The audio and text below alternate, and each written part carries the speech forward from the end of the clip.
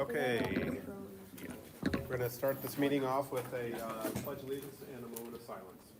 I pledge allegiance to the flag of the United States of America and to the republic for which it stands, one nation, under God, indivisible, with liberty and justice for all.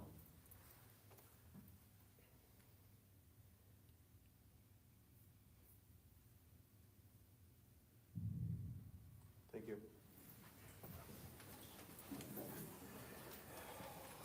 Are there any additions or corrections to the agenda? We do have one. We have personnel reports, remove position change for Stephanie Fisher.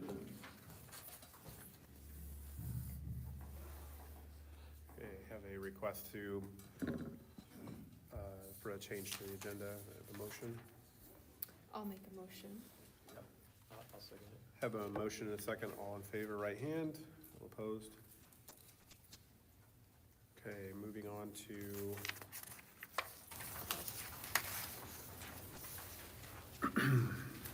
board recognition of students and staff.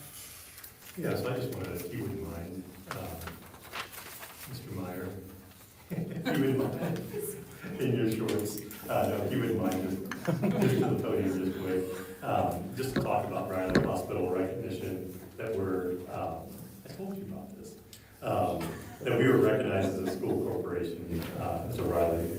Sure. So at the high school, we know that we're part of the Riley Dance Marathon, and Mrs. White does a fantastic job leading that organization. We have upwards of 50 students that are part of the Riley Dance Marathon each and every year. And as part of that, last year we hit a brand new record goal for Norwell High School, where we raised just over $50,000 over the course of the entire school year.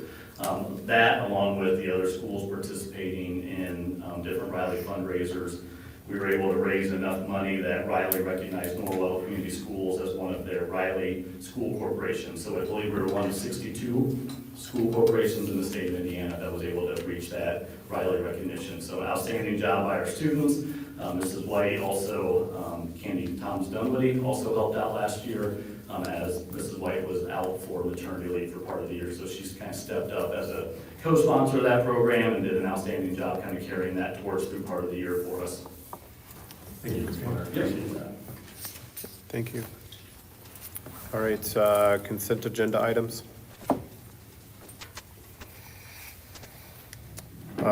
We have the September 23rd regular minutes, meeting minutes, and then the October claims. Are there any questions? No public motion to approve. Have a motion and a second. All in favor, right hand. All opposed, 5-0. Superintendent report. Okay, this is our quarter 3 financial report today. And also in your board packet, you have the education cash flow spreadsheet and the operation cash flow spreadsheet. So we'll include that in your packet every time we go through this as well. Just want to go through and look at, every quarter, we just look at our receipts, revenue, and our expenditures, and then any money that's been transferred out of education and into operation. And again, as we talked about before, we had higher cash balances over the last few years, and we do want to pay those down because the goal is to increase programming and give money to our staff and operate that way. So if you remember me talking about before, though, we as we had more in education fund and less in operation, we started doing different things like Anna's salary. We were putting in education fund instead of operation. So I think as Deb and I have kind of watched this year, maybe we overcorrected a little bit in the education fund. And so you can see in that transfer of only $450,000 as opposed to $1 million last year. We're kind of scaling that back a little bit. Any questions?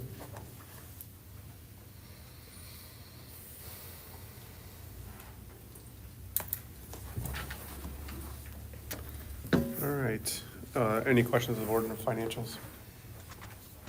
Okay, moving on to discussion items. NCTA Norwell Tentative Collective Bargaining Agreement. All right, well, first I want to thank board members. Corey was at the first meeting, and Kathy was at all the meetings, and Chad was at all the meetings. Last two. Last two, yeah. So there were 3 that we had, bargaining sessions, and just appreciate participation in that. I thought it was really good. I asked Brandy if she wouldn't mind coming up as well. We'll go through what the changes are. We've said this, I think every year, Brandy, right, for the last 5 years, 6 years, or whatever, that this is more of a problem-solving exercise than it is a bargaining negotiation. I mean, there's things that we try to work through, but always feel like we're on the same side. So, yeah. It is a collaborative effort. Yeah, so really appreciate that. So looking at the changes, excuse me, I hope I don't cough all night into the microphone. So just going through the changes, I'll go on the left side here, rather than a flat dollar amount, which is what we've done in the past for board contribution to insurance premiums, trying to shift that into clean percentages, because this last year we had a 4% increase in our premium through our consortium. And if we just do a flat dollar amount and we don't change that, then that just keeps getting passed on to the teachers, which is what's kind of happened over the years, to where we had percentages that really just didn't make sense. And so in this kind of transition year of doing that, 65% of the premium in the network deductible plan or the PPO plan for a single plan is going to be board contribution. The rest then is the employee contribution, 50% in the family network deductible plan, and then 70% in the high deductible plans. Board will contribute 90% of the total premium in the dental plans. Dental plans percentage was all over the place, really didn't make any sense. And so making that clean 90%, so I appreciate the association agreeing to that. It's much cleaner. Vision, we didn't change at all. It's so small that we just left it like it was. And then this part, so one of the things that we did when we redid our salary structure for teachers, our placement schedule, we had a lot of discussion on what are we going to count. And so we counted if you had experience. One of the transitions we made over the last few years, if you had out-of-state experience at an accredited school, out-of-state school, we counted that. Before we weren't, it had to be an Indiana school. And so we changed that. So then we get into CTE and workplace learning and that sort of thing, and accredited certified workplace teachers. We needed to get into, okay, well, how do we justify that? Because you might have someone that's worked in the industry for 25 years. They're not going to come and teach this highly skilled class for starting teacher pay. Probably not.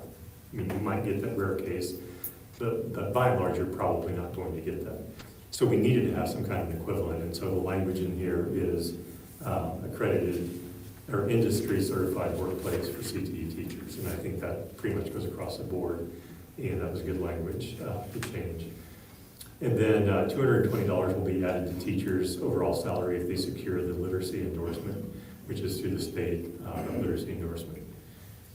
And then 2% is what we settled on for the salary schedule, 2% at all levels. And so level 0, so 0 experience comes in for starting teacher, went from 46,000 to 46,920.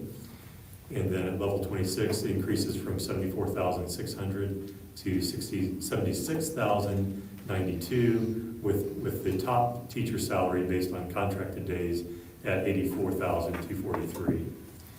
And so for years, just to make a little note on this, when we had to try to get to where we were kind of righting some wrongs of the past and trying to make a salary schedule that makes sense, what really happened is when you just did like a $2,200 raise, for example, you're getting a bigger percentage increase at the bottom of the scale, and as you move up the schedule, obviously that same number of a bigger number is a smaller percentage.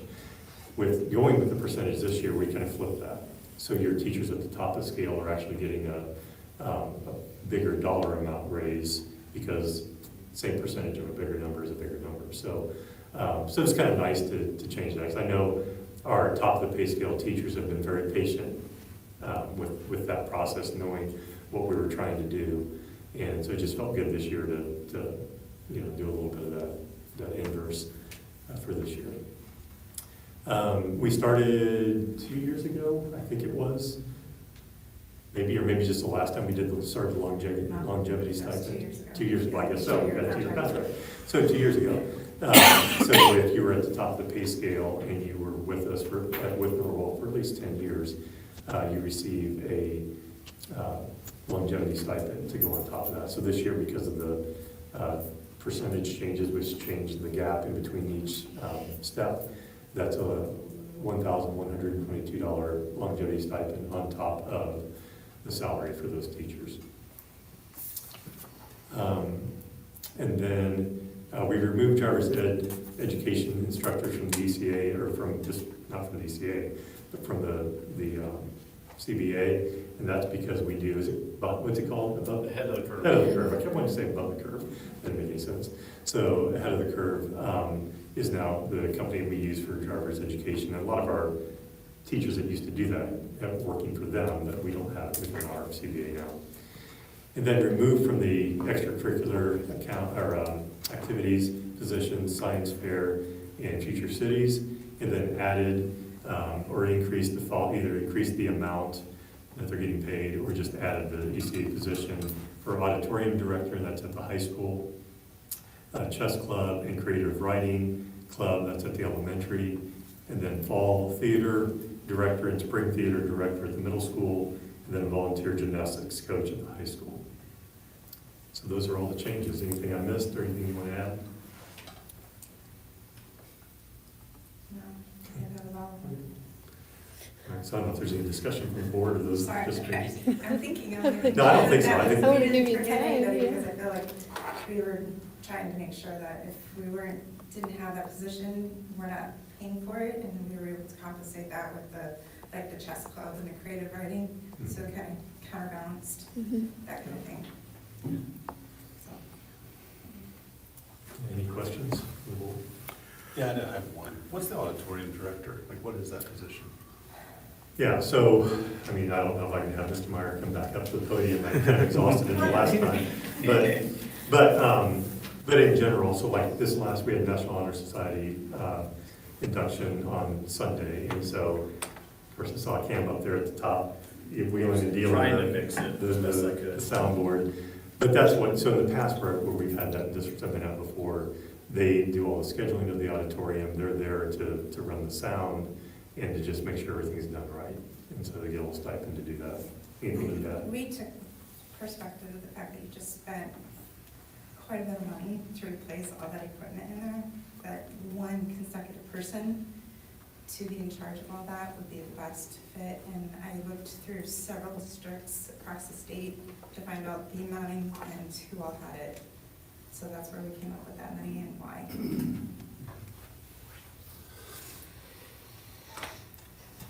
Kathy, what did you think of the auditorium sound? It sounded great. That's great, wasn't it? Yeah. So we just want to make sure that that continues, that we have people know what they're doing So who does that for us? So right now, I mean, we don't know who's going to do it yet. I mean, I think there's some people that have. It's to be- it's a new to position. It's a new be position, filled. but there's some people I think that'll want to do it and are gifted in that area, so.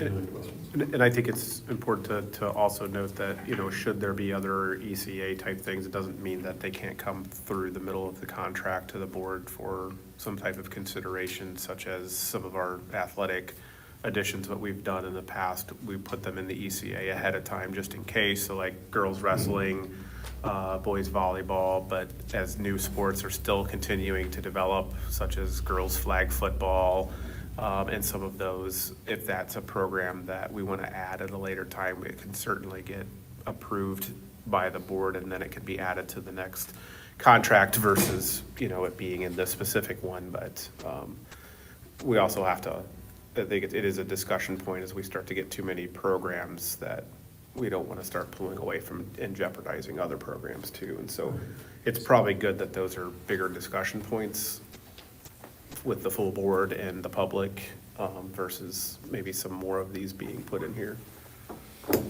But I think it's something we need to look at if we want to be, as we look at educational programs being competitive with our neighboring districts, the extracurricular activities are just important. I've been now a part of it for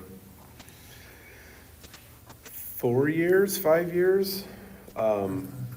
Yeah, and I just can't say thank you enough to the team. I know it's changed over the years, but I think the consensus is the same over the last, I mean, I think Brandy, you've been in all of them, and I feel like we're a team.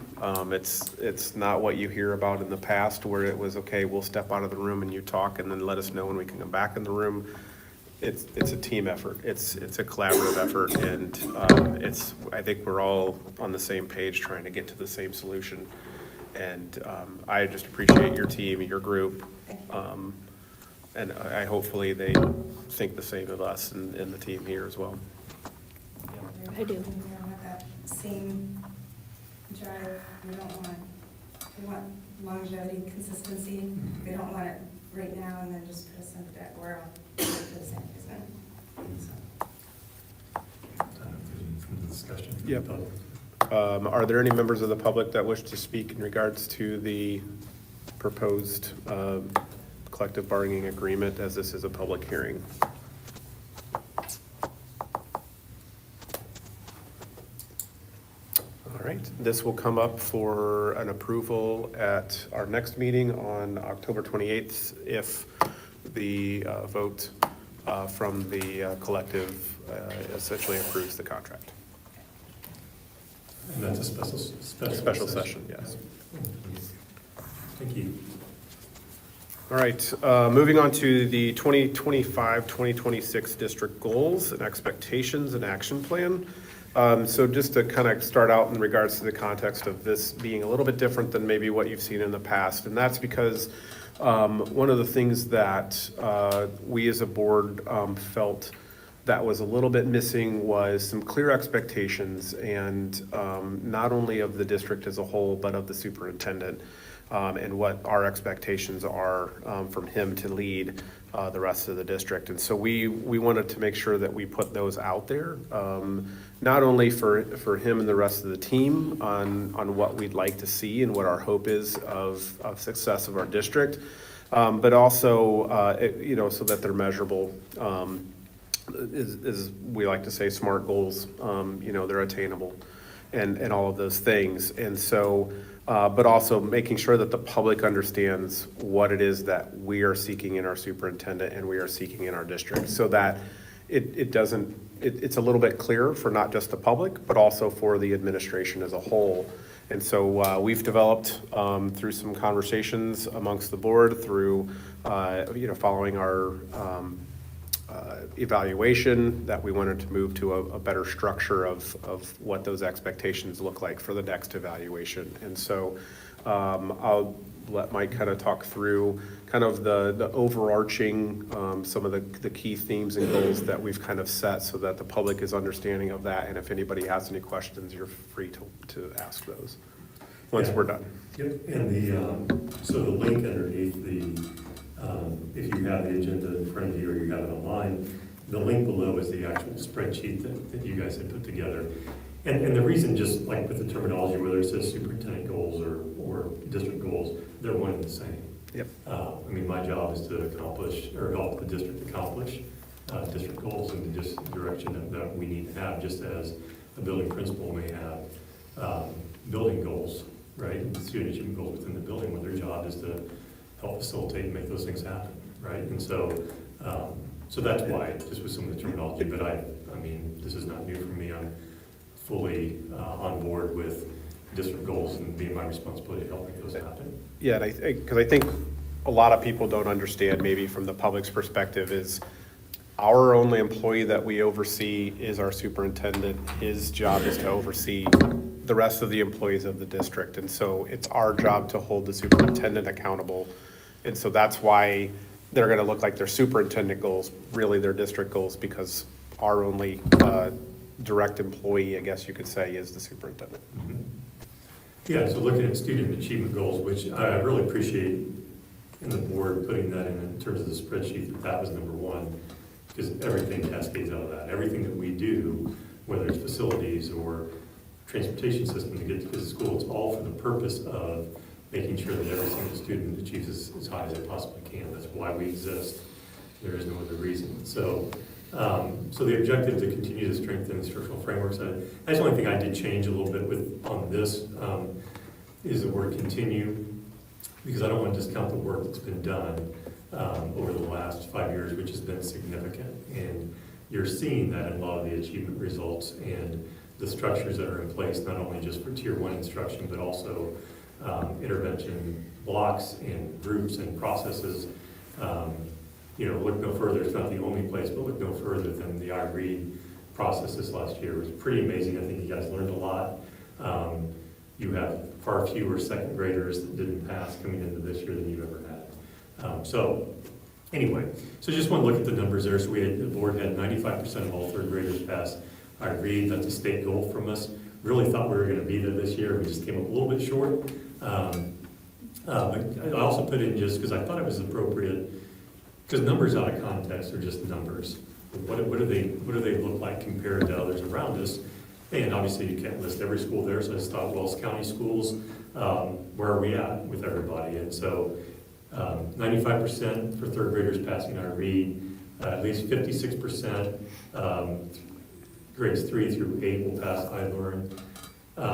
I think originally in the conversation you talked about like 70% or something, but I think the thing to keep in mind is iRead is a very limited test. This is basic reading skills. Hasn't changed for the most part, right? I think it's, from when I was a principal at Sycamore Elementary, I think it's pretty close to the same test.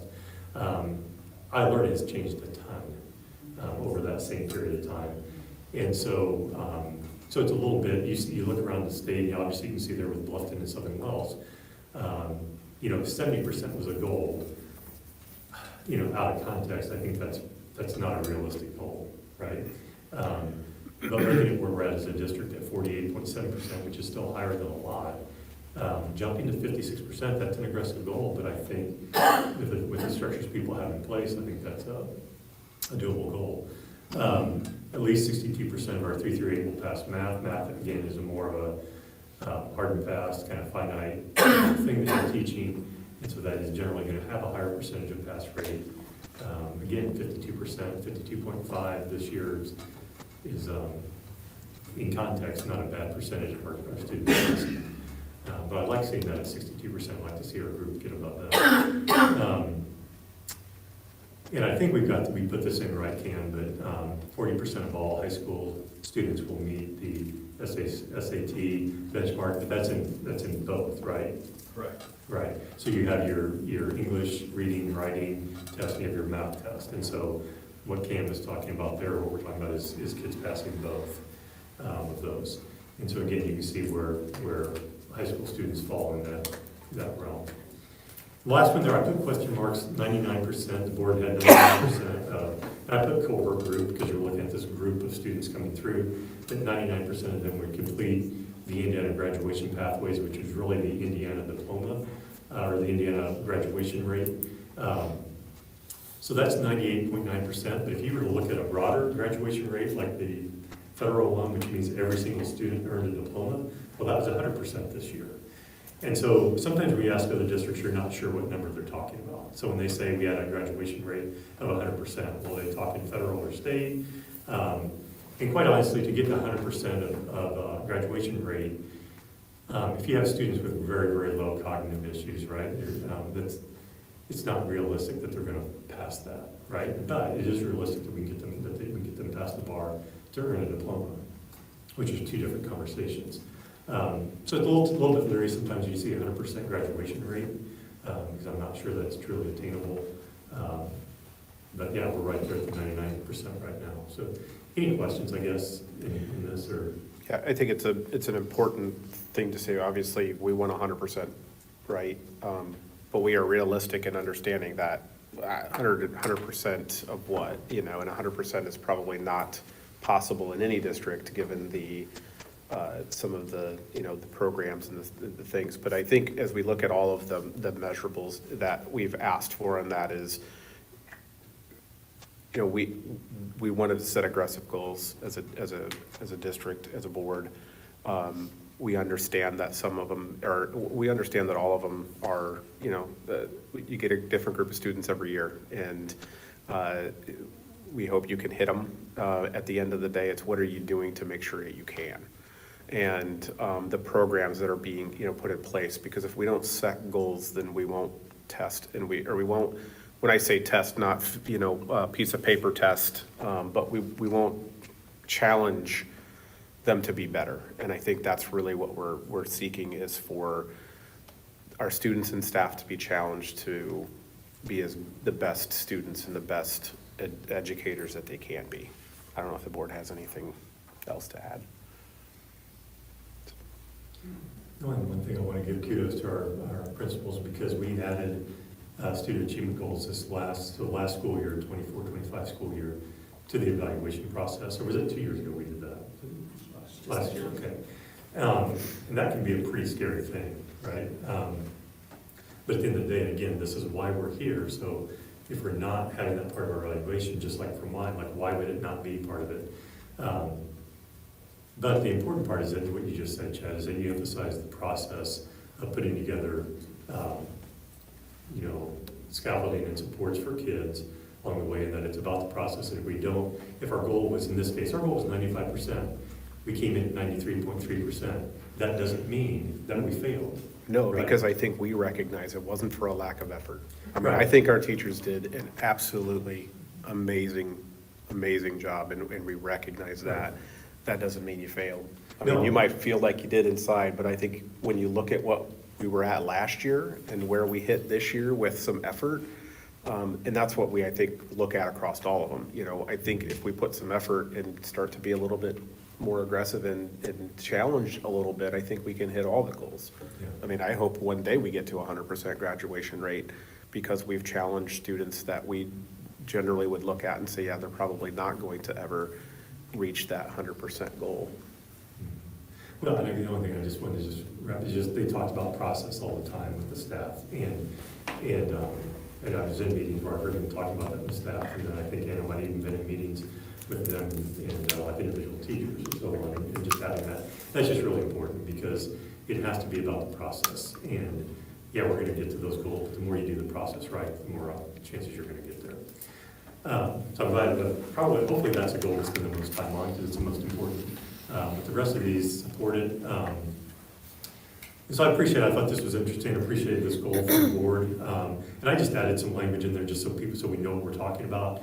And so when we talked about that 10% and 15%, which was in the goal, that's that education fund balance as a percentage of the expenditure. Like that's kind of what we're gauging in terms of, are we being aggressive but not too aggressive? And the Indiana Distress Units Appeal Board is the one that gives the final numbers on those for each year. And so, and this goes back to our conversation before, we had carried about 30% before in education, which is great, that's healthy.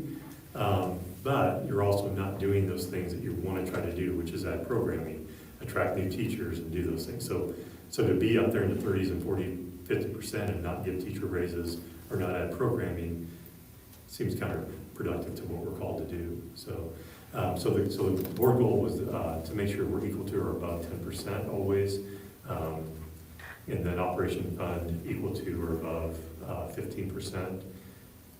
So hopefully I got those right, that's the way you guys wanted that.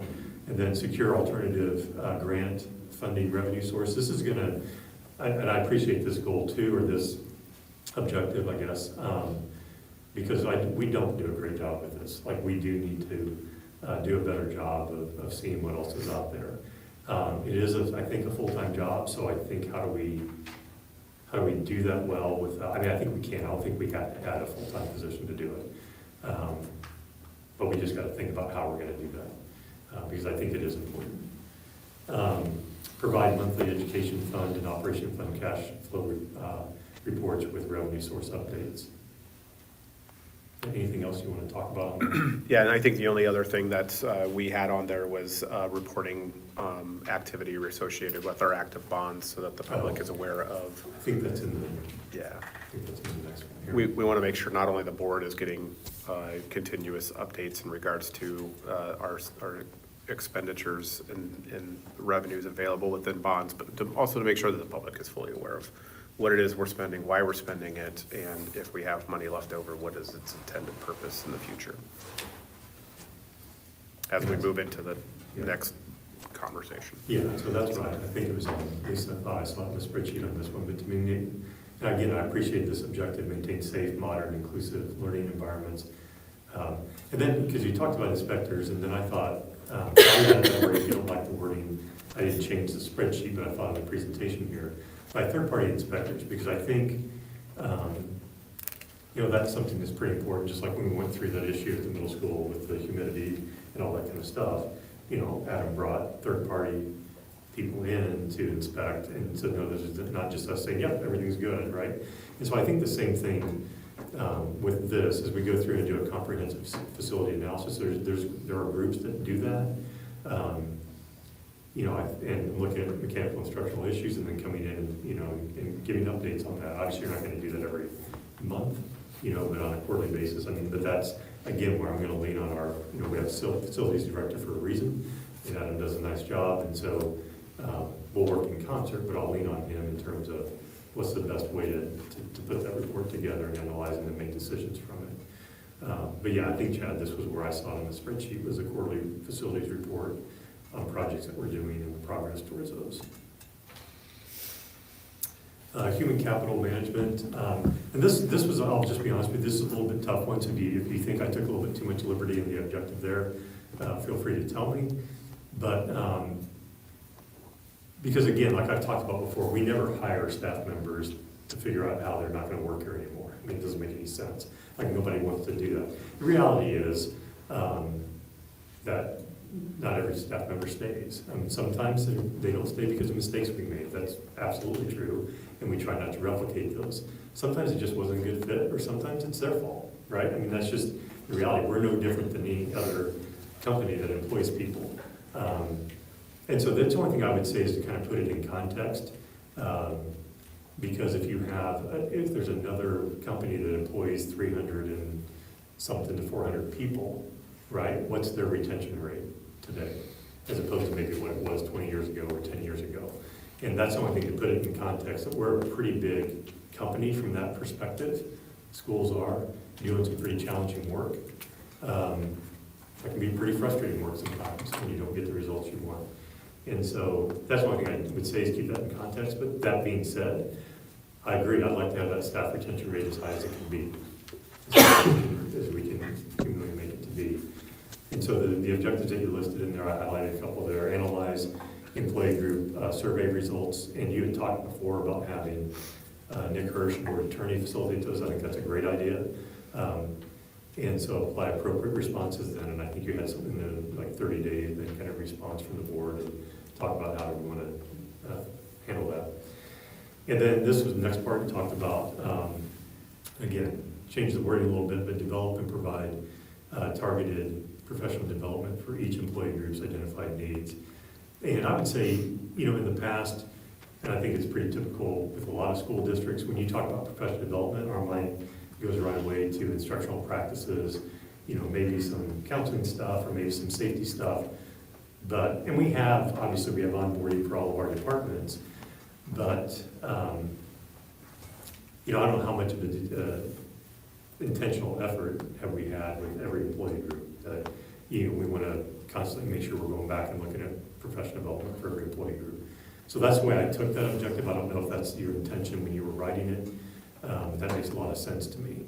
And then I think on my end, obviously I'm not going to go around and provide professional development to every employee group. I don't think that'd be very efficient or good. But it is my role to make sure that we're prioritizing resources and time to allow our district administrators and building administrators to provide that targeted professional development, which is one reason we have a late start date again tomorrow. That's one of the reasons we have that, is to make sure that we provide professional development opportunities consistently through the school year.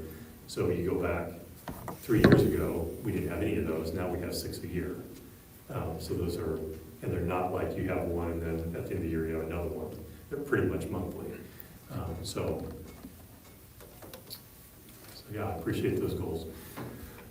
Excuse me. Community engagement. To establish and implement district communication and marketing plan that outlines actions and consistent messaging on district goals and achievements. And then looking at, kind of what my role or district role would be in that. You had provide quarterly reports to community highlighting progress towards district goals. We talked 3 years ago about having a dashboard on our website. I mean, we have the GPS now that's on every, for us, but, yeah, finding a way that we can, be very targeted on what we want to highlight. I think there is some nuance in that, and making sure that's right. Because people are going to read massive stuff, they're going to look at sound bites and things, so. And then provide social media posts highlighting student achievement within the academic extracurricular programming. So we had a good conversation this week with Byron and Krista about different ways that we can do that. We have a newsletter that we hope to have ready to come out here on Friday, highlighting things. And so, but thinking about the social media posts, I think our buildings do a really good job of that. And so, for us, we kind of look at, how do we not oversaturate that? And if we're gonna blast something out that's, because every now and then if I'm taking a picture of something and I put it out there, fine, right? I think those intentional things where we're really kind of blasting out a message that we want to carry and resonate with people, I think you need to be very intentional about that. Hey, Mike? Yes. In that area, in that genre, do you think that we need a communications director, someone that could actually help in that area? I mean, I'll give you my opinion, but I think it's, Yeah, so I think that's what the goal is to evaluate that need.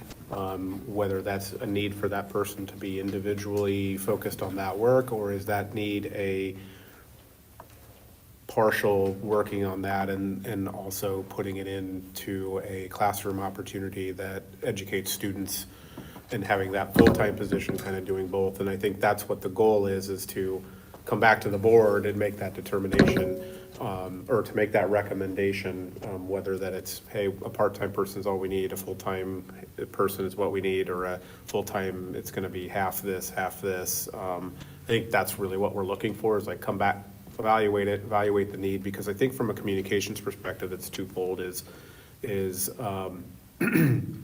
not only highlighting our student achievement and the students that are achieving those things and the programs that are being offered, but also the marketing piece. Schools aren't what schools used to be, in the fact that once you live in this district, you go to this district. And so we're a business, and we have to get customers, and the customers are our students.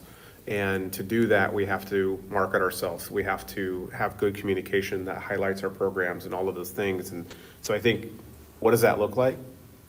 Is part of what the objective is for him to come back after he's evaluated that and then approach the board. I just think you have a lot of students too that would be interested in doing things like that. When you talk about podcasts and doing reels and all the things the kids use, I think, that's a multi-folded question, but I really do think that we need better communication.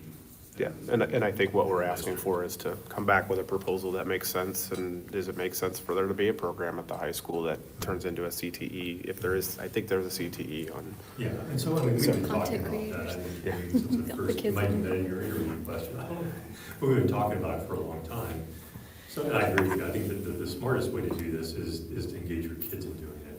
And we've started that a little bit, Sawyer's doing it right now in their tech department. But it's very, very small that we're doing it now, but, the billboard that's by Walmart, like that hasn't been done by a staff member, I think, all last year. It was done by a student intern that was in there, my student, and so, I think that's what we definitely want to do. We talked about last year, we talked to a couple people and just in depth that might have interest in teaching the class, and also, Cam's got to figure out how that works in the schedule, and how it makes sense. But, the challenge obviously is, this is by no means at all, I mean, that's sincerely a whining type thing, but decreasing revenue and increasing programming, right? They're kind of counterintuitive. Right. And so, then that's kind of where we're at right now. We're cutting a budget and talking about adding a position, and so those are kind of incongruent.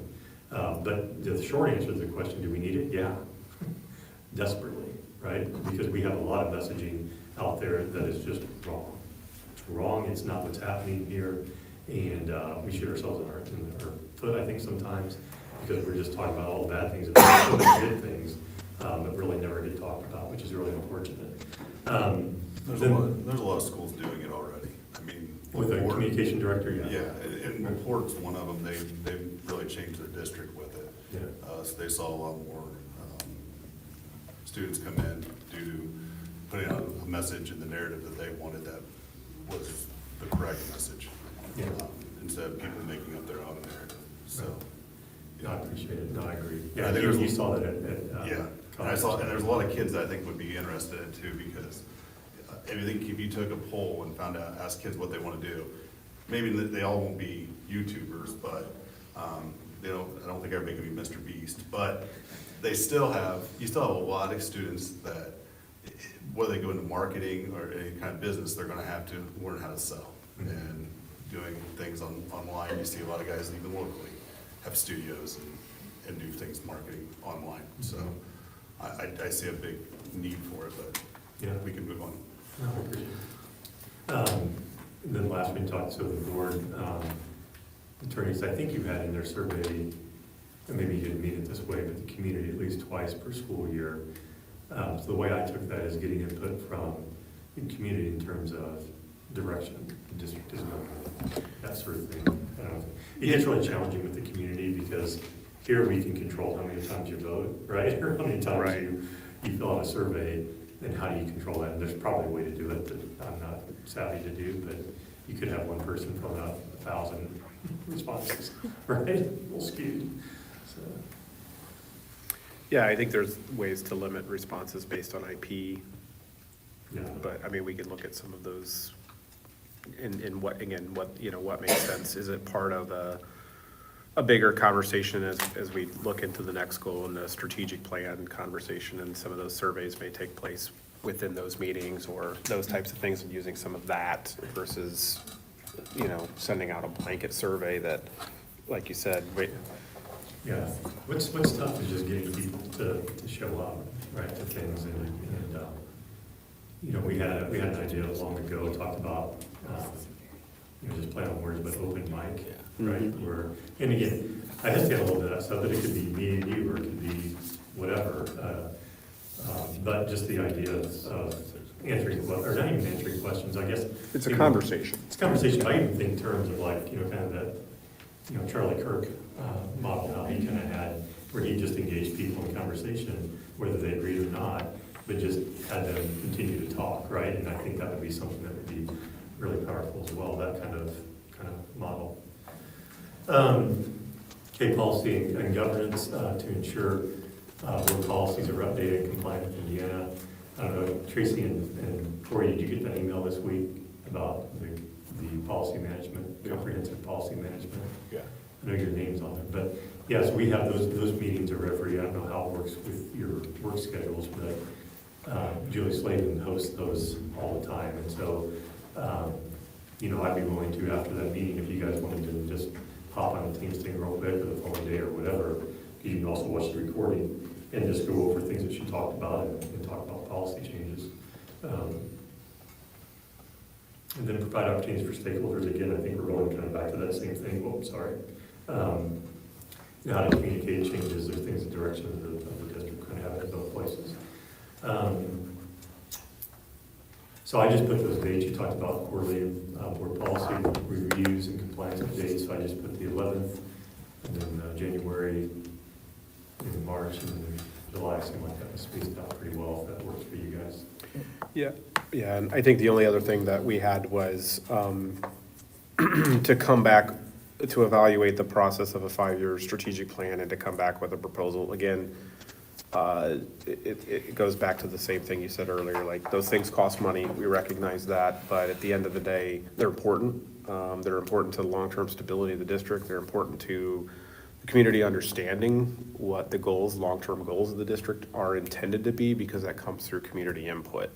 And so the long-term plans are a little more important than the short-term plans, because it gives a little bit more context. It also allows for us to have context in the conversation around, well, why are we doing a bond for this? Well, because it was identified in our plan that the community helped create, that it was a necessary expense that needed to happen. So it's really that we're not saying we're going to do a 5-year strategic plan. We'll come back with essentially what we're asking is to come back with some proposals on what that could look like, so that the board can make a decision whether financially it makes sense for us to move forward at this time, because we do recognize that we have to evaluate cost-cutting measures but at the same time, do things that, like the communications piece, like when you're marketing a product, that leads to hopefully more opportunities to grow your revenue streams. And it's the same thing with the 5-year strategic plan is,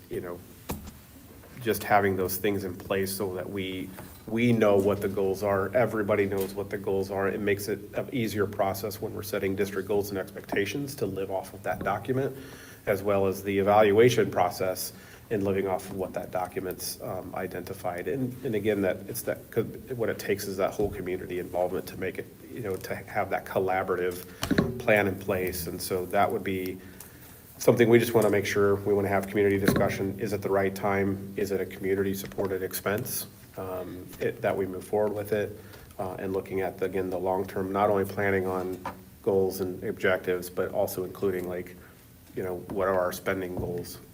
What are our needs? Adam's got needs every day, Byron's got needs every day, but, we have to look at them holistically, long-term. What are building needs over the next 5 years? What are, capital expenses that are identified, and what's the community support?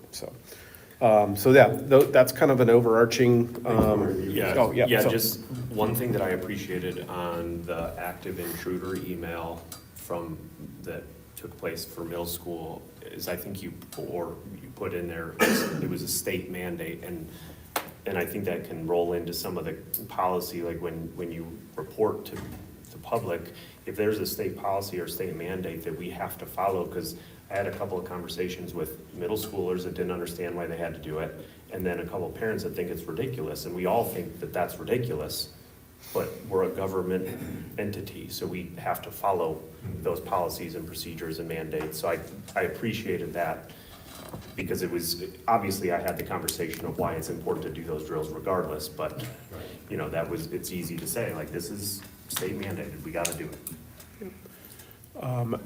Anything from the board in regards to, what you want to, is there any feedback from the board in regards to the?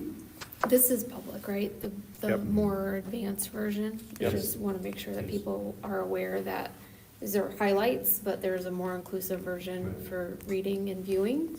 I encourage staff and everybody in the public to get online and read it. And that's why I think I also linked it here, just because I think that can be a little bit of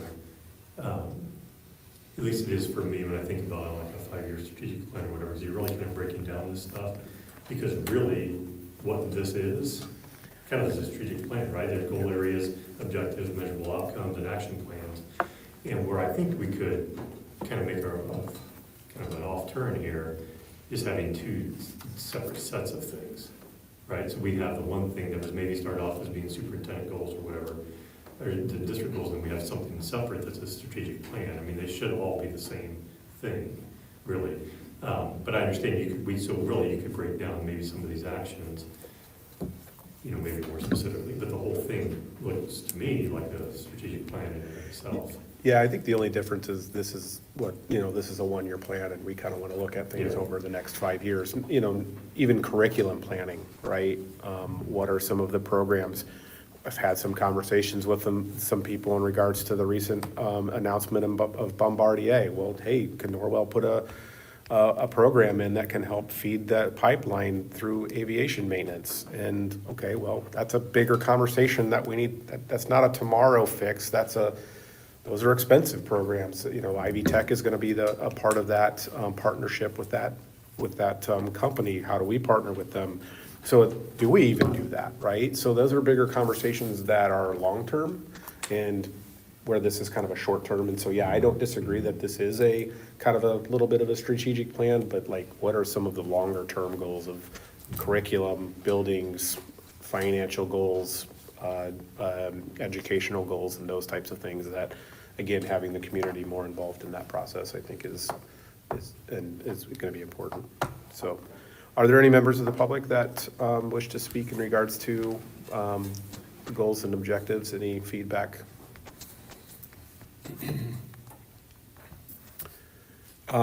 Great, thank you. I know I want to thank the board. We've put a lot of time and attention, Mike, feedback, Nick, our board attorney, providing feedback. We hope that this document is something that continues to grow over the next few years. Again, we wanted to put this out to the public. We don't want these to just be internal and nobody knows about our goals. We want people to know why we're doing what we're doing when decisions are made here at the board table as well. And, you know, why are we receiving this presentation? Well, because, hey, this is a goal that we've asked for, you know, that kind of feedback. So if you have anything, public, if you have any additional feedback, please don't hesitate to reach out to the board, and we will certainly take a look at and consider. Moving on to the 2025 general obligation bond issuance maximum amount. So again, there's been a lot of conversations about the bond request and the proposal. We did move forward with advertising for a maximum of 2.5. However, that's still adjustable, obviously, in the final documents, which are going to be a part of our next board meeting, the special board meeting on October 28th. And so before that, we have opportunity to have a discussion about what is that number that should be a part of those documents. Do we even do it? Do we go to the 2.5 that's been requested and proposed? Or do we make adjustments in some of the spending that's proposed and maybe reduce that dollar amount? I think we all, as board members, recognize that, you know, taxpayers are getting hit. We all recognize we have to start cutting back. I recognize that a lot of local government have other options to raise revenues that the state gave through income tax and those other things of revenue they're gonna lose. We've lost revenue, and this is our only way to make up for some of that loss. And this doesn't even make up for the amount of loss we're actually going to lose. And so we have expenditures that continue to grow. Electricity is not something we can just say, you know what, let's just cut back on spending on that bill.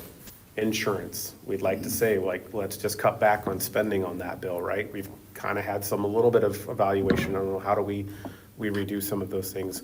There are just some things, the gas and electric, and, you know, like, we got the geothermal in place that helps and reduce some of those costs, but it's still a cost. And they're not getting any cheaper. I know there are districts that have looked at solar because their bills are gonna go up 125%, you know, with power changes and so on. So, because at least they can control. So there are some expenses that we just can't control that continue to go up. Our revenue's going down. And so we don't want a bond. I think we all recognize we don't want to do that. We just don't have a choice. Because the only way we're going to continue to maintain a quality system that provides high educational opportunities is to make sure that we're putting things in place that do that. And not just those things, but like technology is obviously, things are expensive, but they're absolutely necessary, and those types of things. So we wanted to have a conversation amongst the board on what the board thinks on some of those things are, and then if anybody else has any feedback, we would encourage that as well. So if anybody on the board wants to kind of start in regards to thoughts in regards to the bond issuance. Personally, me, I really don't know what the right answer is. I'll be honest, I don't know. Like Chad said, we need to maintain, but we also need to be very cognizant of our choices. So however we can achieve both is my vote, or what I would favor. But how we exactly do that, well, I don't know.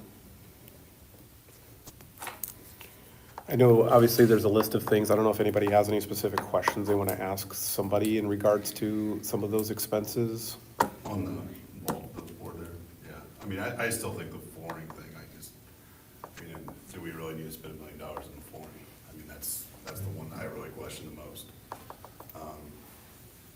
I don't know, Adam, I don't know if you want to come up. I know you kind of addressed it a little bit last time. I'm just not big in the flooring.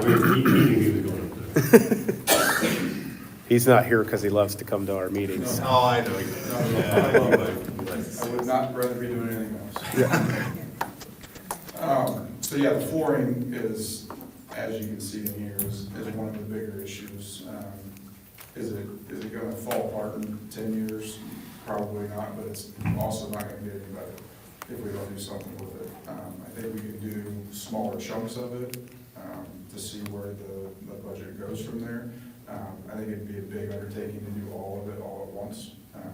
But I think it is a need that needs to happen at some point within the next 3 to 5 years, for sure. Yeah. I mean, there is some problems, and I see a little bit of a trip hazard there. Someone catches their foot. One lawsuit and it's over with. Yeah, right, and so I think there is some place that probably could use some flooring, but I just need to see it. I know there's some of it. Is it all needed, the whole thing, or is it just some? I think that budget was to do, I think hallways and some classrooms, not everything. I Well, think to do everything. And Adam, it's not just the flooring, it's addressing the issue that's causing the flooring to come up, Yeah. which is The the moisture. moisture. underneath it. Right. Moisture. Yeah, I think I asked the last time, we haven't asked the party to come in and look at We have some. not I yet. think that's a very important piece of it. Mhm. Is there anything we can do to help save some of that? Sure. Yeah, we can do that. Can you explain the line painter to me? The what? The field painter, like what, On the capital projects. Oh, is that part of this discussion? I mean, it can be, That- no, I mean, the it's- flooring was. It can be, because, I mean, again, the bond doesn't have to be specifically and solely only the things that are on the list. It can pay for other things such as that. If we decide, hey, you know what, let's not use operations to pay for it, let's go ahead and have it come out of the bond. So it's absolutely possible. Just to clarify real quick, what you said, Chad, at the beginning, like, we wouldn't be taking out the bond, obviously, for electricity and salaries, so like, that's not what it's for. It's for these projects, right? So it's for projects you're gonna do. But if you don't do that with a bond, which is again coming from the same source, property tax,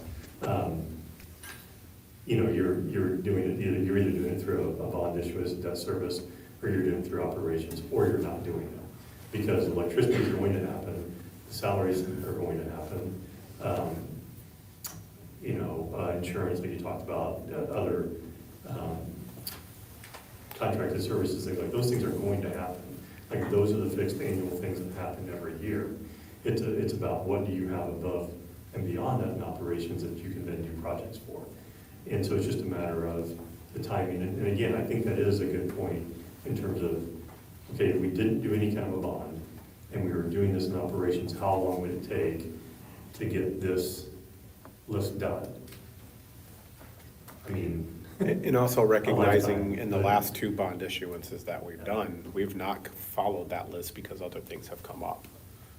You know, I think, you know, prime example, the Well, we did- we did a lot. softball field lights have been on the last 2 bond issuances, but something more important that's a higher need has, you know, versus that being a little bit more of a want. yeah, so for example, this was the list we had in the last one. And you can see how it's highlighted, I mean, we did a lot that was on there. But there was an exhaustive list of all the things that we could do. And I think that's where some people get frustrated, and I get it, that you have a lot of things on there that you're trying to knock off off the list of things to do within that bond. And to your point, Chad, sometimes things cost more than what was anticipated. Sometimes the need arises a little, you know, what you had listed on there didn't seem like a high priority, and then it turns into a high priority within the 3 years that you would have to use a bond. So those things happen, but then all right. To your point though, Tracy, on here, like, so going back to that was on the capital projects, how important, you know, is the painter, you know, so you can talk on that if you want. so I didn't send it to him, but we spend about $10,000 a year for Nathan to mow or just to paint fields. That doesn't include the paint, doesn't include anything. And with adding the middle school, we've got a lot more push mowing areas. So it's really another employee for us. He can push the button on that painter, he can go out and paint the field, he can mow the next field and then move it over to the next field and paint that. So it would pay for itself within 5 years probably. And it's just to allow us to not have to pay for another employee to keep up all the grounds around here.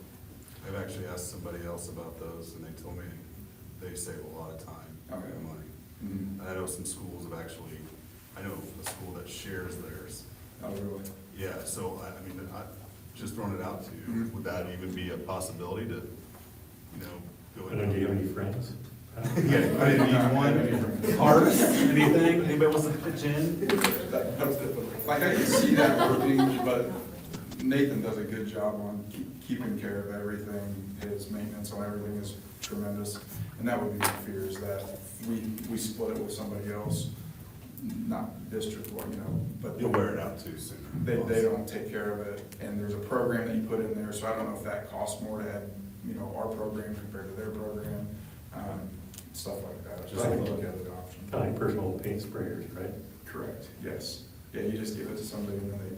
But pass if it you're around. spending 10,000 a year, 6 years, and that's not including paint, I don't know if it saves paint or if it uses. I didn't think about that. I think it's about the same ratio. I would think so too. So, if the thing lasts 15 years, doesn't take long to, Right. start, and plus, with inflation, you're gonna have to. And if we had- Pay raises and that's. If we had flag football to the geothermal field, Yeah. that's 3 Yeah. more football fields that we don't account for right now. So the layout of everything is the biggest cost of all of it. He spends 8 or 10 hours a day just laying the football field out. Same thing with soccer fields, and it's every spring, fall. I think it's Would just be more like a GPS. grounds crew assistant. Yeah. type. Yeah, I can't hardly argue against it. And then I think you had snow plows on there and stuff. Yeah, I thought you were talking about for the robotic paint sprayer, put a plow on there. Oh, man. We might need it to clear the football field. Yes. But you had some, I can't really see that from here. Maintenance Yeah. trucks and plows. Maintenance trucks and plows, just worn out. Yeah, so we have 2 trucks that are 2012, and I think whenever we originally talked, we were gonna try to replace them every 10 years.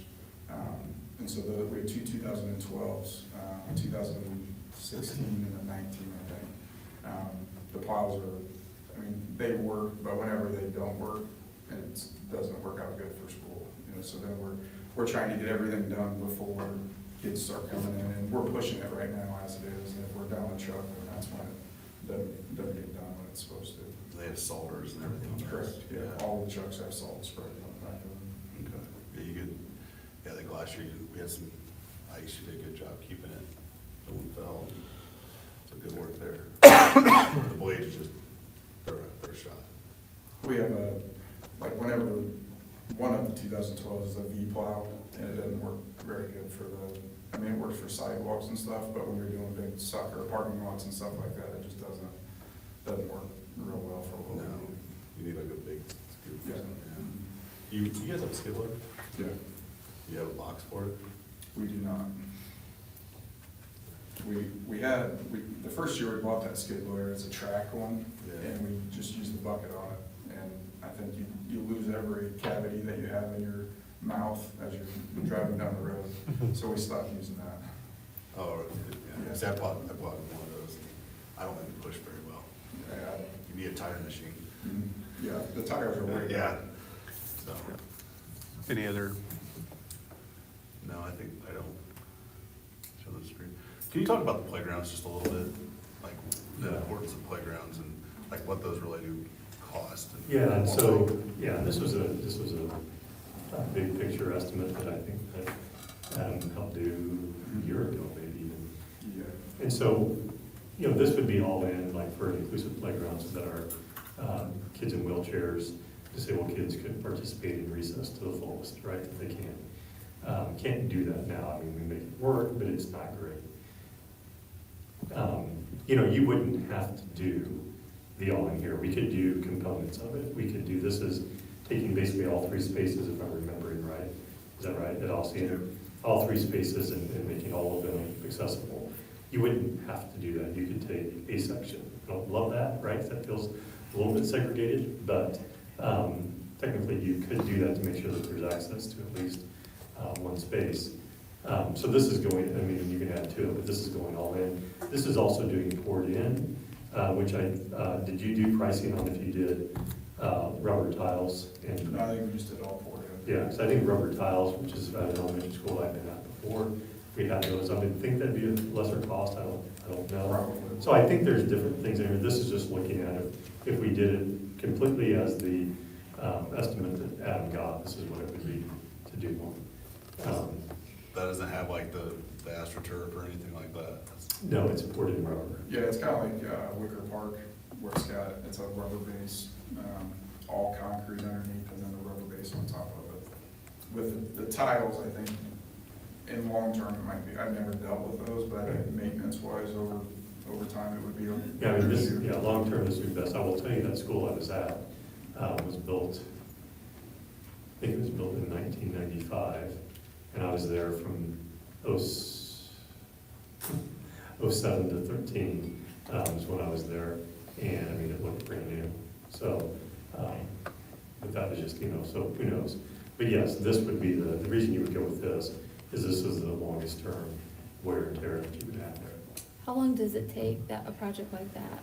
Like, could it be done over the summer break? Yeah, I think so, yeah. And we would, with that price, we were removing all of the old mulch, the old equipment, all that. So we saved quite a bit of money doing that.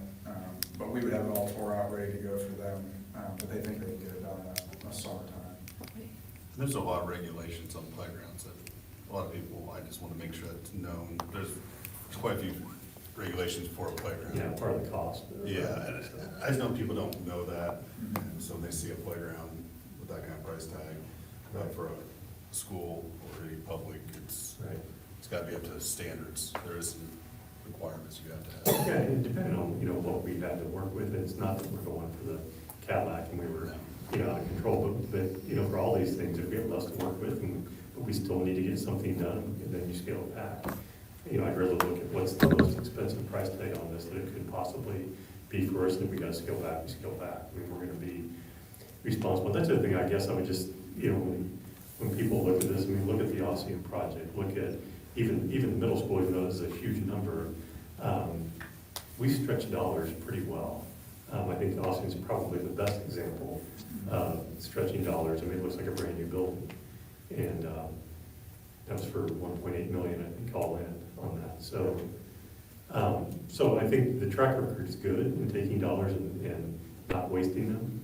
And again, I just challenge people to go around and look around. This is better now than it did 5 years ago. But I get it. I also understand the other side of the equation, which is why we've been very careful about saying, listen, we're going to do a resolution.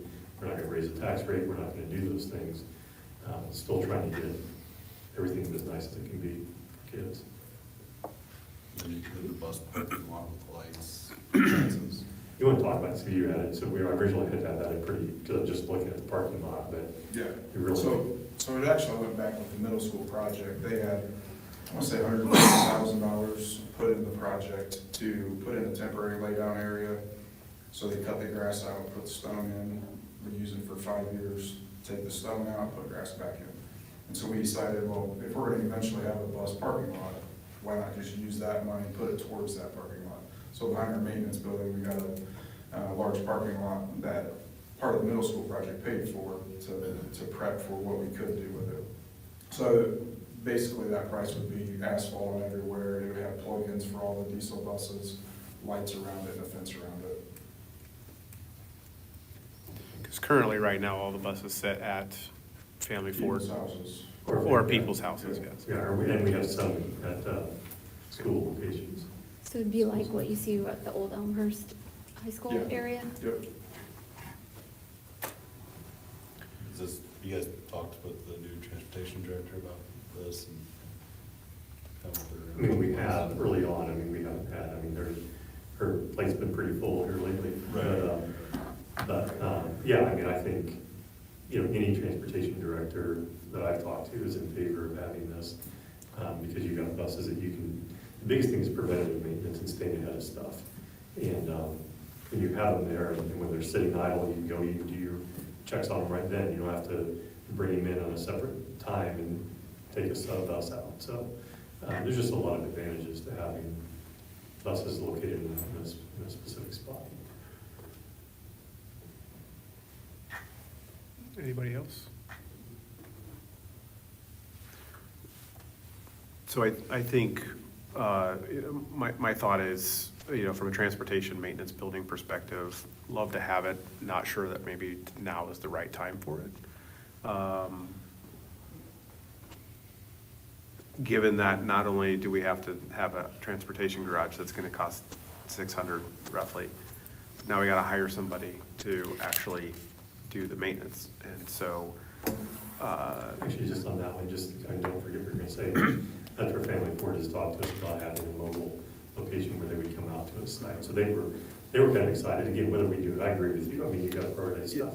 So whether we do it or not, but if we did have a thus maintenance garage, they talked about having a plan where they would bring somebody out and work there, and then, and there could be other things that we do, like simple oil changes or whatever, but. yeah, I just think that given, if we're gonna cut, or the possibility of cutting something, want versus need, I would love for us to have a transportation maintenance building. A lot of districts have them. I know that they obviously have them because in the long term, they probably save money. But I think given the financial situation in regards to, we have no idea what SB 1's gonna do to not only taxpayers, but tax revenue. I think that's gonna be the one area I think that we probably should put off. I mean, we had a central office for a few years, and now you have We saved a little money on that, didn't we? saved a couple. If you could just get rid of the one we have, that would probably pay for half a maintenance garage, but. I'm a little bit curious though now, if they're gonna supply the tech, what does that look like for what they would charge us? I mean, what, is there a? Yeah, is there real savings there? Right, I mean, Yeah, are we getting a savings? What about the parts and how would that look? Well, we just had a brief conversation, Deb was in the room, we talked about that, you're like going, because we talked about when we had them take all of our buses, we talked about what this looks like down the road, and, because if we end up going with those maintenance projects, they've heard that conversation for years. What does that mean for kind of what they're investing in this? And so I don't know that it would be an additional cost, and I'm not talking about they have a separate staff member or mechanic or whatever that just goes and does that.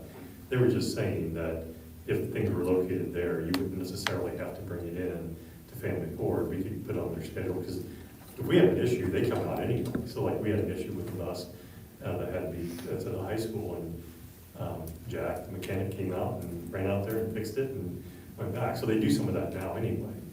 This would just maybe be on a schedule. So I don't know that would be an added cost for us. It would just be where's the bus getting worked on. And there might be times it goes into Family Court, I don't know.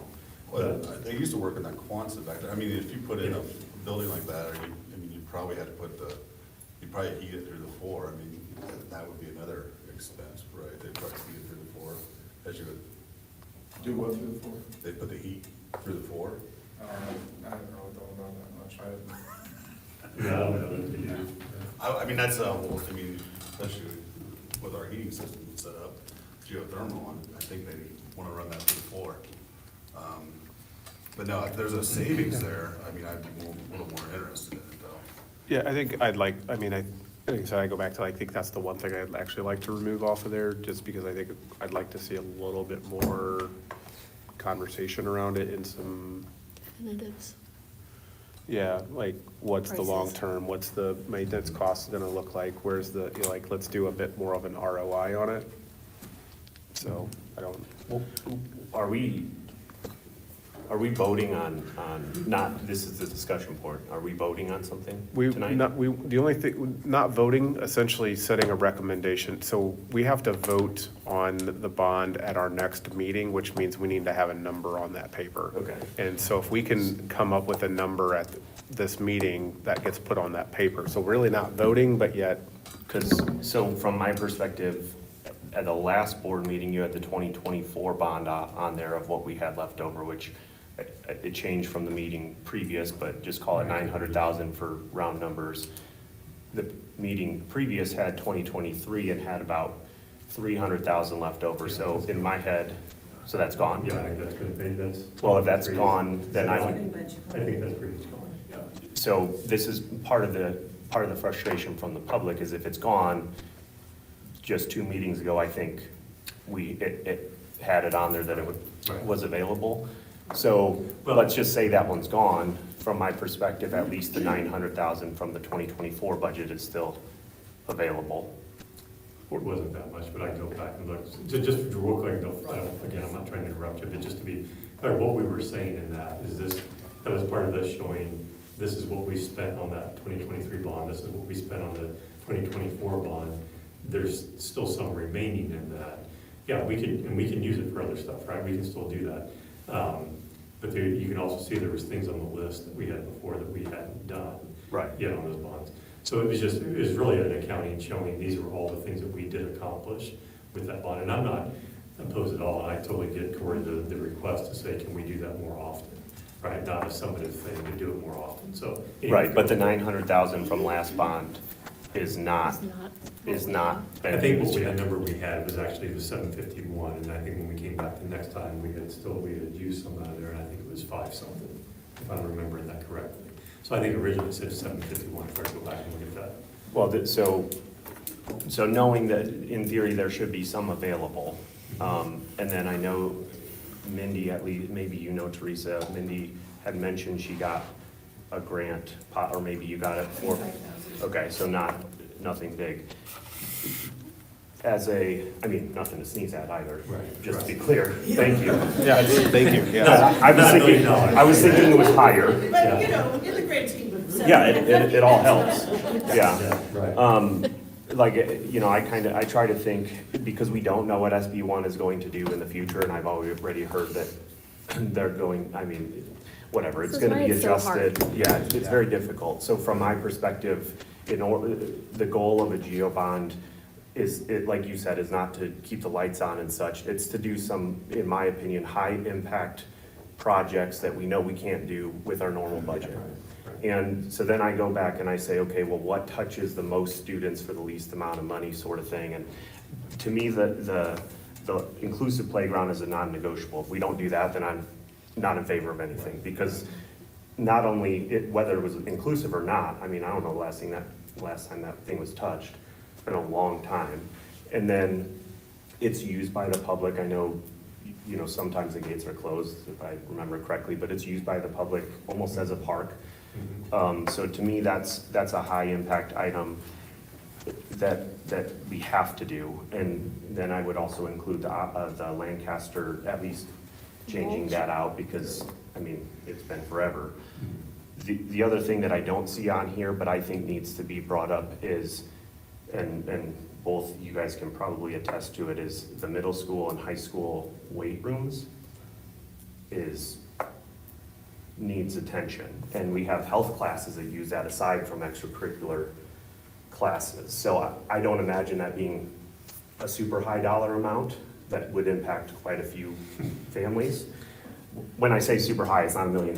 Like I know I had priced out a gym with Rogue at one point, it was less than 100,000. Not saying it's the same situation, but I know that we can do some high impact stuff there, and I think that probably should be included at some point. So I don't think we need to do 2.6. Like, to me, because of SB 1, we've kept the the tax rate level, but that conversation is going away now because of the language that they changed. We could do a $1.5 million bond, which would allow everyone's levy to drop, so their tax, depending on assessments.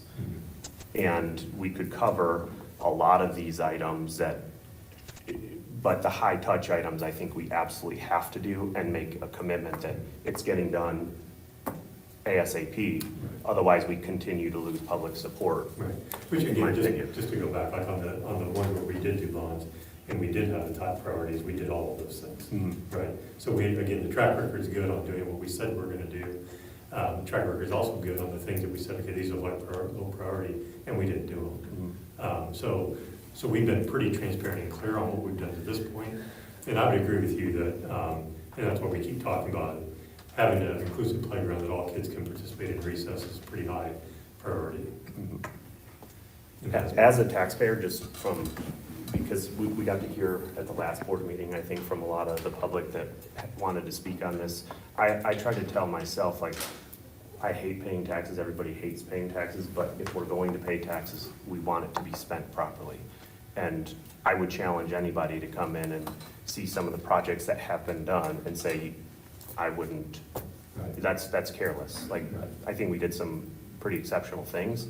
And so I know I would be proud to see some of these things take place. I agree with you, Chad, like the bus idea, it's a great idea. Probably not necessary at this point, especially with having some big changes in the bus situation and then maybe, you know, combining routes. It's probably need some ROI discussion. You know, I'm in favor of doing a bond. To me, the 1.5, I think, would give us enough money to do the playground, maybe some bus replacements. I think we really could do some stuff to the weight rooms, and then maybe some of the smaller ancillary items that people aren't gonna notice. So that's my thought process. Yeah, I will just to piggyback on what Chad said, thank you for that, Corey, I appreciate that.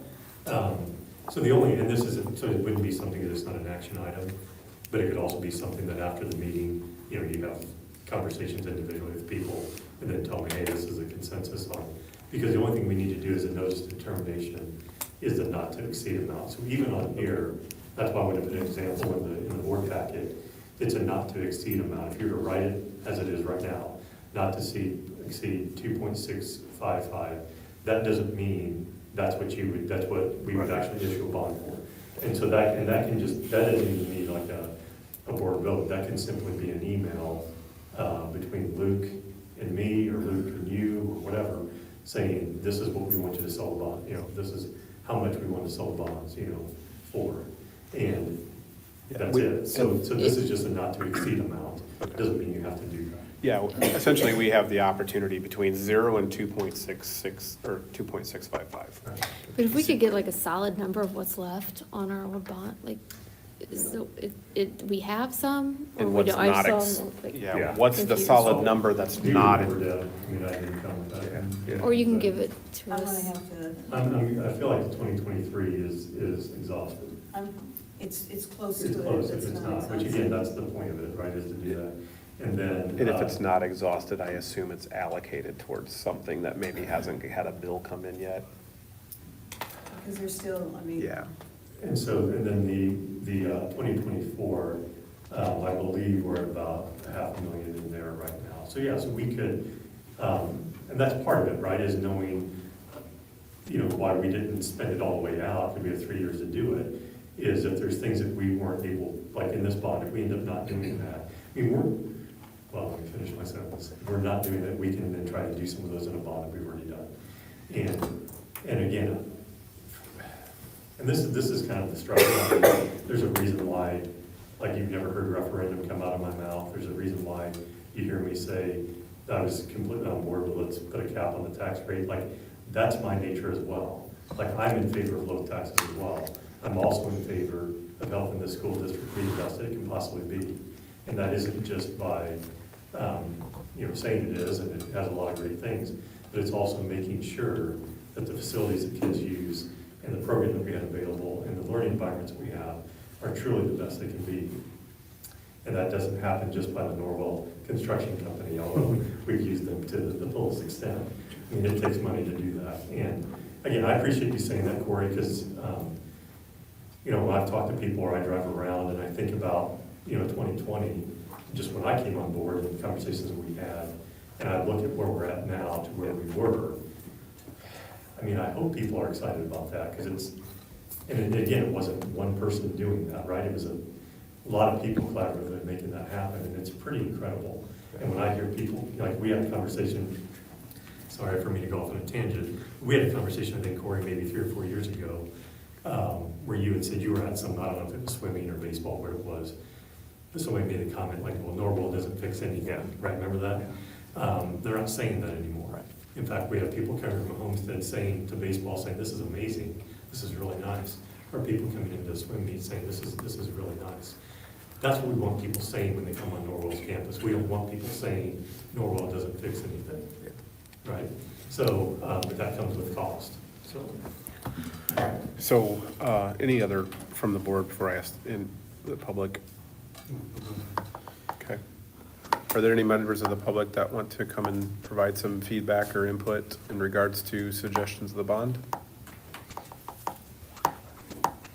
Come on up.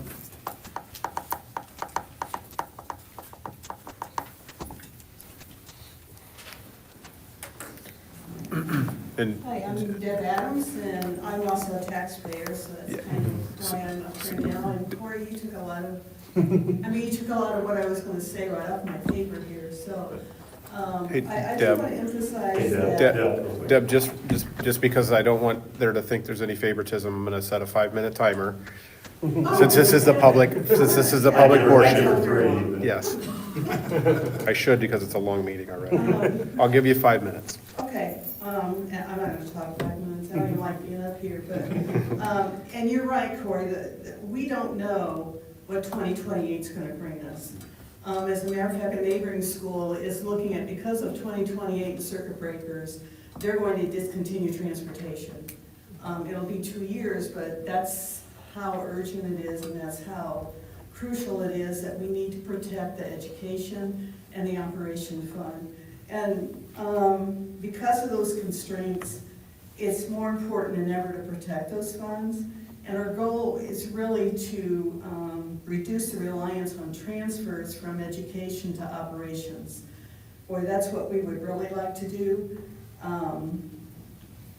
But the goal, again, is to ensure the best possible educational experience for our students and to ensure that the schools continue to thrive. I really urge you to approve $2.5 million on the GO bond. The investment is not just financial, it's a commitment to our students' futures. So, that's it. Thank you. Are there any other members of the public that wish to speak? Any other feedback from the board? Again, I'll have a conversation of what number and get a consensus on what everybody is interested in moving forward with and what you would approve. And then that will be, again, part of our conversation and an action item of approving whatever that dollar amount is. It'll be obviously in the board information of what that document's gonna look like from a dollar amount. And so you'll see it. If anybody has any feedback, again, please reach out to the board if you have any positive, negatives, any feedback on what you think we should be doing.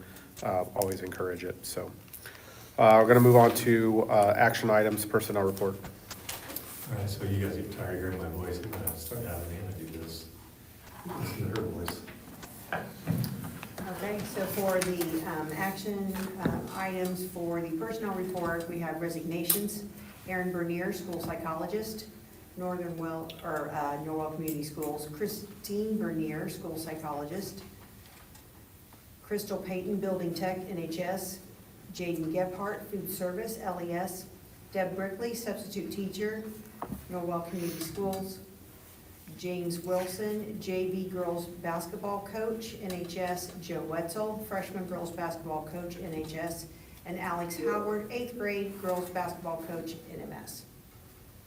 For recommendations, we have Karen Newton, bus driver, Norwell Community Schools. Tiffany DeVoe, teaching assistant, OES. Jennifer Harshman, food service, LES. Heather Kelly, food service, OES. Joe Van Zant, co-sponsor, theater director, NHS. Joe Wetzel, JV girls basketball coach, NHS. Alex Howard, freshman girls basketball coach, NHS. John Johnson, volunteer girls wrestling coach, NHS. Heather Bradley, substitute teacher. Julie Crowder, substitute teacher. Nurse. Nurse. Sub-nurse. Oh, I'm sorry, That's sub okay. nurse, yep. Megan Bassett, substitute teacher. Tanya McLean, substitute nurse. John Reinhardt, substitute teacher. Rhonda Rupel, substitute teacher. And Mary Fogwell, substitute teacher.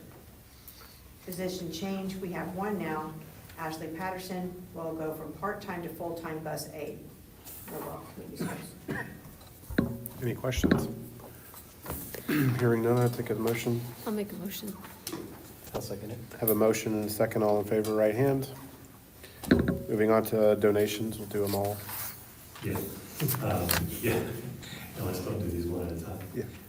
Fairview Church of God, $110 to assist families in need for student meals. Park Community Church, $450 to assist families in need for student meals.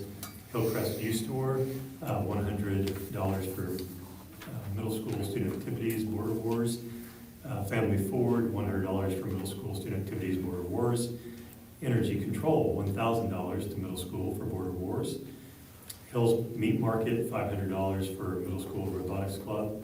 Jackie Hawkins Miller, so it was a TIG welder and TIG runner package, wireless remote control and snap-on tools to the middle school technology repair, preparing for college and careers. And then Wells County Foundation, $9,800 to Victor Pashini, Be Seen, and Heard Body Safety Program, which was very good. Okay, that are all of the donations. Can I have a motion? I'll make a motion. I'll second. A motion and a second for approval. All in favor, right hand. Those opposed? Overnight and out-of-state Yeah, trips. so I would prefer if we do these all at once. But if there's some that you want to, in the motion, pull out, you're welcome to do that. High school girls basketball tourney, Newcastle overnight trip. Girls basketball at Noblesville overnight trip. Boys basketball at Wawasee overnight trip. And then middle school Kings Island trip out of state at the end of the year. Any questions? Hearing none, take a motion. Make a motion to approve. Motion for approval. I'll second. A second, all in favor, right hand. Those opposed? Items declared of no value. Yeah, so anything bought with tax dollars, if we're going to get rid of it, has a value over $500, we need to have it declared a value. And so we're collectively doing these, and Byron's here to answer your questions if you need. But as you know, we replaced staff desktops and monitors, and also in the labs. And then there's also broken hardware that's unusable. And so all of that collectively gives basically a recycling is what happens. They come and they pick it up. And so just asking that you guys approve those as declaring a value that we have no use for them. Any questions? I'll make a motion to approve. A motion for approval. I'll second. Have a second, all in favor, right hand. 5-0. Okay, we have several MOUs that Mrs. Goody's here to kind of talk about. So I suppose we can do these all at once. I guess you can tell me, Chad, how you want to Yeah. do it. Let me ask, are you guys okay if we do them all at Yeah. once? I am. Okay. And because I think one of the things I asked, just for the board, is these are all continuations of current. None of these are New. new. Or is They it? are. Let's- Family Center Services is new. Let's just pull the, can we just pull that one out? And Gateway Woods is new. Let's just And pull then them. Aaron's house was new for this school year. We didn't have, I think we had a little break from them and then a break. Chad, how would you feel about if Okay. she explained all of them? Yeah, let's just go ahead. No Then problem. if you want to pull one out. So Family Center Services, obviously a very well-known community organization here. And the purpose of them, or of us having an MOU with them here at school, is they provide a case management support to students, and sometimes they have reached out to us. So we just want to make sure that we have that MOU in place so that they can provide that. That's at no cost to us as well. Any questions on that? Okay. Gateway Woods is also, they're actually out of Fort Wayne. This is new for us here, or at least since I've been here. Again, this one's actually a Christian-based organization that provides case management service, and occasionally they'll want to come in and support their students here at school as well. And then Aaron's house, obviously we've had in the past, and bringing them back to the middle school and high school to support our students this year. Are there any questions? Does anybody wish to pull out any individual? Nope, I'll make a motion to approve all four. Have a motion? Have a second, all in favor, right hand. Thank you. Thank you, Phil. 26 budget resolution. So we've had our budget hearing, gone over all that. This is just a resolution to approve the budget, and I have it up on the screen as well. Are there any questions? And I apologize, I failed to ask the public if there anybody wanted to speak in regards to the previous action items. I assume that was a no. Anybody wishing to speak in regards to the budget resolution? Hearing none. I'll make a motion to approve. Have a motion for approval? Oh, I'll second. And a second, all in favor, right hand. Those opposed? All right, the next two items are part of the budget, but we have to act on them separately. So the bus replacement plan that we shared with you before, just a resolution to accept that as well. So how does, because on that GEO bond, there's Yeah. bus, so how does that work with this? Right, so the bus replacement plan is just, it's just basically a guideline that we want to replace. This is our plan to replace these buses over time. So it could be that, like on that bond issuance, we could use the bond as part of for this, or it could be one that we were gonna replace later, and then we went ahead and did it now because we have the bond to do it. Or you could replace one now and you just then use operations to continue down the line. Because the goal is that we just want to, we're not behind, we replaced a lot, but we still have buses that worry me a little bit that we need to kind of replace. So it's using both operation and potentially the bond. Because I think if, in my opinion, if there's anything from the bond that needs to go to a bus, it wouldn't like you said, it's not necessarily gonna follow this plan of, Right. it's the 2009 Bluebird, but Right. it just alleviates it a little bit if there's an issue with one, so.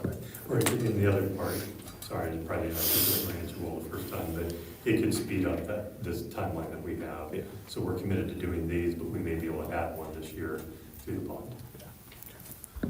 Any other questions of the board? Any questions of the public? Hearing none, I'll take a motion. I'll make a motion to approve.